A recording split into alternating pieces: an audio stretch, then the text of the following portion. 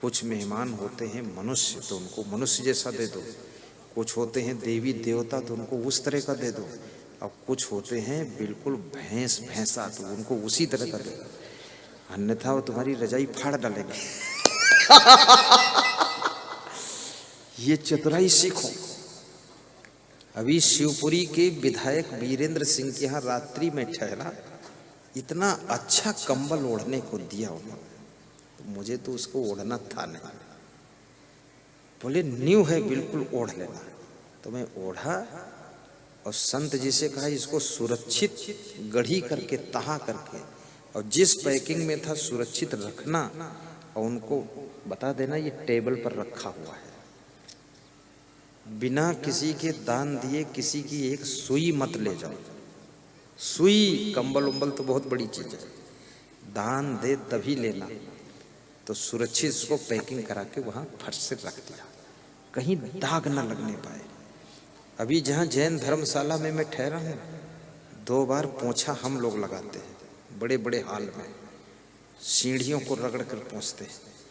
अब जैन धर्मशाला जब साफ सुथरा हम रखेंगे तो जो उसके प्रबंधक हैं उसका मन भी खुश हो जाएगा कि भाई महात्मा लोग आए क्लीन करने। किसी के घर में ठहरते हैं उसको क्लीन करते हम लोग हैं, साफ करो। मेहमान की भी जिम्मेदारी है, जहाँ ठहरे हो वहाँ पर सफाई रखो, क्योंकि मेहमान केवल मेहमान नहीं है, मेहमान को देवता माना गया है। अतिथि देवो भव, तो देवी देवता जैसे रहो, वहाँ दानव बन के मत रहो। हाँ, ऐसे रहना चाहिए। किसी आश्रम पर जाइए, वहाँ भी सेवा कीजिए। ऐसा नहीं है कि 1 महीने की नींद आश्रम में निकाल रहे हो, पड़े हो। मैं तो किसी दूसरे के आश्रम भी जाता हूँ, वहाँ भी सेवा ले लेता हूँ। बिहार में एक आश्रम में गया तो संत जी थोड़ा निराश बैठे थे, वहाँ के जो महंत थे। मैं छोटा था उस समय, 23 साल उम्र। तुमने कहा निराश क्यों? बोले टेंट वाले ने जवाब दे दिया। तो हमने कहा दूसरा कर लो। बोले दूसरा यहाँ खाली नहीं है यहाँ।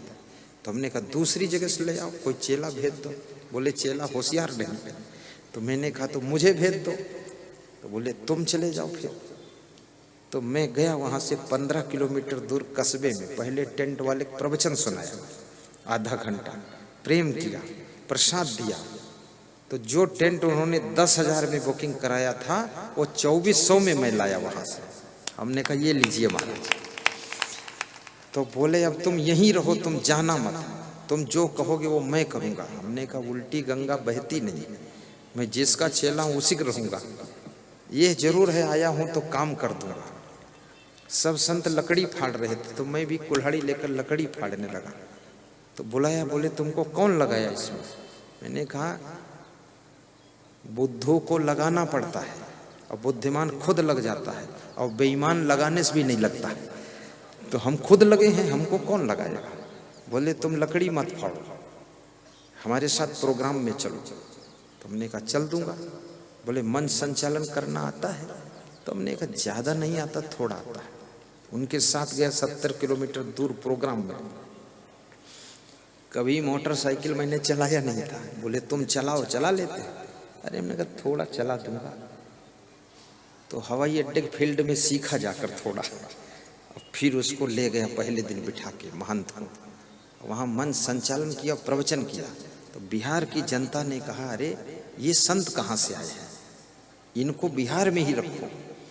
अरे बोले उड़ने वाली चिड़िया है, ये चले जाएंगे जहां से आए हैं। जहां रहो अच्छा काम करो, अच्छा नाम करो और अच्छी उन्नति करो। घर के लोग भी याद करें तुम्हारे मरने के बाद वो थे तो घर चमक रहा था। आश्रम के लोग भी याद करें कि वो थे तो आश्रम लाइट में आ गया था। और जहां पर जाओ रिश्तेदार के हैं, वहां भी थोड़ा सहयोग कर दो, काम में बिगाड़ो मत। किसी के यहाँ शादी में जाओ तो वहां रसगुल्ला बहुत मत खाओ, 1 पीस खाइए, इसमें पैसा खर्च होता ना, तबीयत बिगाड़ोगे फालतू, और उसका सब रसगुल्ला बिगाड़ दोगे। दूसरे मेहमान क्या खाएंगे? 10-10 खा रहे फालतू। कितने मेहमान जाते हैं इतने लालची कि खाने पर टूट पड़ते हैं, तो 2 दिन का भोजन 1 दिन में खा कर आते हैं। और फिर घर में कहते हैं कि पेट में कुछ कुसमुस है, तो कुसमुस तो होगा ही। इतना क्यों खाते हो? अरे जिसकी बेटी बेटे का विवाह है उसके खर्चे को भी ध्यान रखो, ज्यादा ओवरलोड मत करो, वफादार बनो, देश के प्रति भी वफादारी होनी चाहिए। मंदिर में जाइए, वहां का भी ध्यान रखिए पूरा। बुद्धि का प्रयोग जितना ज्यादा करोगे उतना अधिक बुद्धिमान होते चले जाओगे, और बुद्धि का प्रयोग कम करोगे बुद्धूनाथ बनते चले जाओगे। और जितनी ज्यादा जिम्मेदारियां लोगे उतना इंटेलिजेंस बनते चले जाओगे। बिल्कुल जिम्मेदारियां तुम्हारे पास नहीं रहेगी उतना ज्यादा बैल बन जाओगे तुम। सबसे ज्यादा जिम्मेदारी लो। अब मेरे पास बहुत जिम्मेदारी है, बहुत ज्यादा है। सब संतों की जिम्मेदारी है, कुंभ मेला हो रहा वहाँ की भी जिम्मेदारी है, 4 आश्रम वो भी जिम्मेदारी है, मेरे गुरु की भी जिम्मेदारी मेरे ऊपर है, चेलों की भी जिम्मेदारी है, गुरु भाइयों की जिम्मेदारी है, करोड़ों भक्तों की जिम्मेदारी है, प्रोग्राम की जिम्मेदारी है, इसके कर्मचारी हैं उनकी भी जिम्मेदारी है। क्योंकि प्रेम नहीं दोगे भाग जाएगा नौकर तुम्हारा। सबकी जिम्मेदारी है। और इतना बढ़िया दिमाग रहता है, जहाँ खोल के श्लोक पढ़ता हूँ 3 बार में श्लोक याद हो जाता है, 2 बार में दोहा, 1 बार में चौपाई। हर समय किताब की जरूरत ही नहीं, आधा घंटा पढ़ लो काफी है। अब दिन भर किताब लिए बैठे हो बेईमानी करके, काम करना नहीं चाहते और किताब खोले बैठे हैं कि किताब खोल लूंगा तो काम नहीं करना पड़ेगा। तो इस बेईमान को क्या याद होगा? कुछ नहीं याद होगा। काम करो, मेहनत करो, जिम्मेदारी लो, सबका ख्याल रखो। देखिए माइंड कितना विकास करता है आपका। अपने बूढ़े माँ बाप की भी जिम्मेदारी लो, ससुराल वालों की भी जिम्मेदारी लीजिए आप, उनको भी तकलीफ ना हो। साला साली की भी जिम्मेदारी ले लो, जीजा की भी ले लो, और पड़ोसी की भी जिम्मेदारी रखो। पड़ोसी से बोल दो चिंता मत करना, मेहमान ज्यादा आ जाए, एक कमरा खाली है मेरा, पत्नी बीमार हो जाए गाड़ी खाली है मेरी, और यदि तुम्हें पैसे ना हो तो 10-20 हजार रखे हैं, ले लेना। आप देखो उसकी शुभ कामनाएं मिलेंगी, वो कभी आपसे ईर्ष्या करेगा ही नहीं। लेकिन तुम जब मुड़कर किसी की ओर देखते ही नहीं हो, उपकार करते ही नहीं हो, आपकी अकेले उन्नत हो रही है, तो आसपास वालों को जलन तो होगी ही, क्योंकि उनका परसेंटेज आपने दिया नहीं। उनको परसेंटेज बांटिए, देखिए मजा। आपकी उन्नति होने लगे तो रिश्तेदारों को भी कुछ दीजिए। नहीं, रिश्तेदार कहेंगे तुम्हारी निंदा करेंगे, वो भी बुराई करेंगे कि अब धनवान हो गए, अब उनको तो मुंह से बोलते नहीं, ऐसा वैसा बोलने लग जाएंगे। और तुम्हारे ऐंठ नहीं आई है, लेकिन वो अपने आप ही ऐंठे जा गए। सब रिश्तेदार, उनको भी सहयोग कीजिए, पड़ोसियों को भी मदद कीजिए। अभी एक सज्जन मेरे पास आए थे छत्तीसगढ़ प्रदेश के, कह रहे थे जब से विकास किया हूँ तो गाँव में जलने वाले बहुत तैयार हो गए। तो हमने कहा गाँव वालों को क्या फायदा हुआ तुम्हारे विकास से? बोले उनको फायदा कुछ नहीं हो, तो हम लोग जलेंगे ही वो। आप उनको फायदा कराइए, गांव में ऐलान कर दीजिए कि जिसकी लड़की का विवाह होगा 2 कुंटल शक्कर दूंगा, देखो सब जलन खत्म हो जाएगी। तो बोले दे सकता हूँ 4 कुंटल भी। तो हमने कहा 4 का ऐलान मत करो, 2 का करो, 2 कुंटल शक्कर। तो 2 कुंटल का ऐलान कर दिया और 4 लड़कियों के विवाह में दे दिया। तो गाँव के लोग उसको दाऊ जी कहने लगे, ये दाऊ जी है, बहुत अच्छे आदमी। हमने कहा जब विशाल वृक्ष हो गया, एक व्यक्ति को छाया नहीं मिली तो क्या फायदा उस वृक्ष से? बड़ा हुआ तो क्या हुआ जैसे पेड़ खजूर, और पंथी को छाया नहीं, फल ला गए अति दूर, तो फिर चकनाचूर। तो हमारे बड़े होने से भी फायदा होना चाहिए। हमारे आश्रम जिस गांव में है, ऐलान कर दिया मैंने, जिसके बेटी का विवाह हो मैं आऊंगा नहीं, लेकिन सूचना दीजिए, 1 कुंटल शक्कर लीजिए आश्रम से। तो हमारे गुरुजी ने कहा पूरा कर पाओगे? हमने कहा 2 कुंटल पूरा कर दूंगा, आप चिंता क्यों करते? सब गांव के लोग खुश हैं, कहते हैं असंग साहब बहुत अच्छे हैं। अच्छे हो ही जाएंगे जब देंगे उनको। अभी जो गद्दे बने हैं नए रजाई गद्दे, सब बांट दूंगा मैं। बताया हूँ संतों को, इनको बांटना है, आश्रमों के गांव में सबको दे देना है। 2-2 गद्दा, 2-2, 4-4 रजाई दे दो, लोग सोएंगे, लफड़ा खत्म करो यार, सब खुश हो जाएंगे। देना चाहिए और देने वाले को ही मिलेगा। और मेरे अंदर देने की भावना रहती है, देता खूब हूं मैं। तो मेरे अंदर के आज फोन आया मेरे पास, तो एक भक्त ने कहा 21,000 भेजा हूं, लेकिन गुरुदेव मैं आपसे एक आज्ञा लेता हूं कि ऐसा आशीर्वाद तो 1 लाख भेजो। अब हम गद्दा दान करने की बात सोच रहे, भी दान किया नहीं और हमारे को दान आने वाला है। अच्छा सोचो तो अच्छा आपके लिए होने वाला है।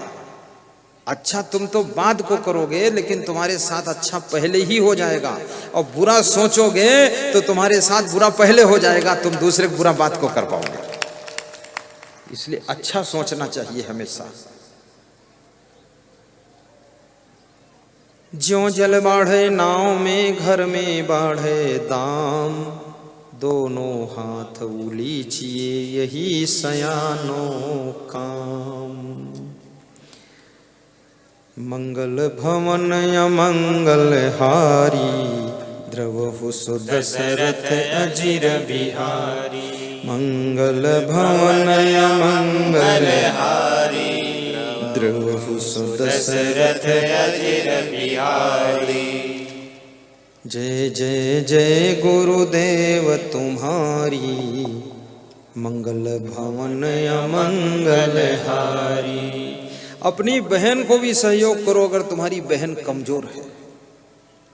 अभी एक सज्जन मुझे ग्वालियर में मिले, उनका नाम है, सरपंच हैं वे और इंजीनियर हैं, नक्शा बनाते हैं। तो बोल रहे थे मेरे बाप के पास एक चम्मच भी नहीं था। बोले न जाने क्या कला गुरुदेव हुई, सब जितने मेरे रिश्तेदार हैं सबको मैंने 2-2, 4-4 लाख दिया है सहयोग में, और सबके मकान सुधरवा दिया हूँ जो भी मेरे रिश्तेदार हैं, और जितने नौकर चाकर मेरे उनको भी दिया हूँ, और मेरा भी मकान बन गया है। अब बोले ऐसे बाप का बेटा हूँ कि बाप के पास नहीं कहना चाहिए कि बुद्धि नहीं थी, इतने सीधे बुद्धि नहीं कि 0 पर।